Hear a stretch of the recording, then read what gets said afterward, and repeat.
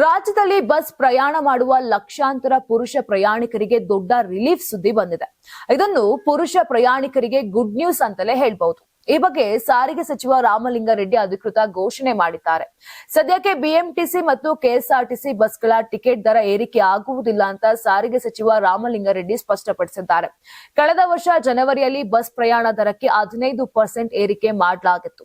ಆನಂತರ ಸರ್ಕಾರವು ಪ್ರತಿ ವರ್ಷ ದರ ಪರಿಷ್ಕರಣೆ ಮಾಡುವ ನಿರ್ಣಯ ತೆಗೆದುಕೊಂಡಿತ್ತು. ಆದ್ರೆ ಈ ವರ್ಷ ಇದಕ್ಕೆ ಬ್ರೇಕ್ ಹಾಕಿದೆ.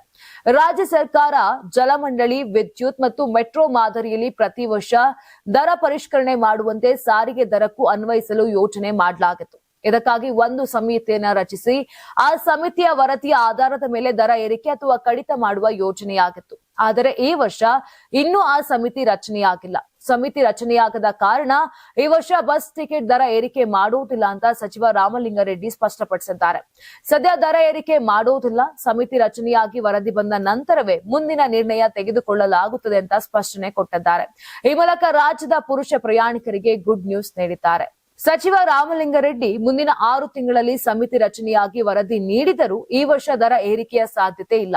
ಅಂದ್ರೆ 2026ರ ಜನವರಿಯಿಂದ ಏಪ್ರಿಲ್ ಅಥವಾ ಮೇ ತಿಂಗಳವರೆಗೆ ಬಸ್ ದರ ಏರಿಕೆ ಆಗೋದಿಲ್ಲ ಎಂದರ್ಥ. ಮುಂದಿನ ವರ್ಷ ದರ ಪರಿಷ್ಕರಣೆಯ ಸಾಧ್ಯತೆ ಇದೆ ಅಂತ ಸಚಿವರು ಸೂಚಿಸಿದ್ದಾರೆ. ಈ ಹಿನ್ನೆಲೆ ರಾಜ್ಯದ ಪುರುಷ ಪ್ರಯಾಣಿಕರಿಗೆ ದೊಡ್ಡ ರಿಲೀಫ್ ಸಿಕ್ಕಿದೆ. ಯಾಕಂದ್ರೆ ಕಳೆದ ವರ್ಷ ಜನವರಿಯಲ್ಲಿ ದರ ಏರಿಕೆಯಾದ ನಂತರ ಪ್ರಯಾಣಿಕರು ತೀವ್ರ ಅಸಮಾಧಾನ ವ್ಯಕ್ತಪಡಿಸಿದ್ರು.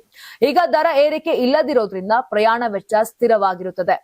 ಯಾರಾಗ್ತಾರೆ ಎಂಎಲ್ಎ ಅಭ್ಯರ್ಥಿ 2028 ಶೀಘ್ರದಲ್ಲೇ. ಪ್ರತಿದಿನ ಒಂದೊಂದು ಕ್ಷೇತ್ರದ ಟಿಕೆಟ್ ಆಕಾಂಕ್ಷಿಗಳ ಸಂಪೂರ್ಣ ಮಾಹಿತಿ ಪೊಲಿಟಿಕಲ್ ಜರ್ನಲಿಸ್ಟ್ ಕೆಎಂ ಶಿವಕುಮಾರ್ ಅವರಿಂದ. ಕರ್ನಾಟಕದ ನಂಬರ್ 1 ಡಿಜಿಟಲ್ ಮೀಡಿಯಾ ನಿಮ್ಮ ನೆಚ್ಚಿನ ಕರ್ನಾಟಕ ಟಿವಿಯಲ್ಲಿ ಮಾತ್ರ. ನೀವು ಸಣ್ಣ ಆಗ್ಬೇಕಲ್ವಾ? ಅದು ಒಂದು ಉತ್ತಮ ಆಹಾರದಿಂದ ಸಣ್ಣ ಆಗ್ಬೇಕಲ್ವಾ? ಪ್ರತಿದಿನ ನಮ್ಮ ಜೀನಿ ಸ್ಲಿಮ್ ನ ಯೂಸ್ ಮಾಡಿ ಯಾವುದೇ ಸೈಡ್ ಎಫೆಕ್ಟ್ ಇಲ್ದಂಗೆ ನೀವು ಸಣ್ಣ ಆಗ್ತೀರಾ.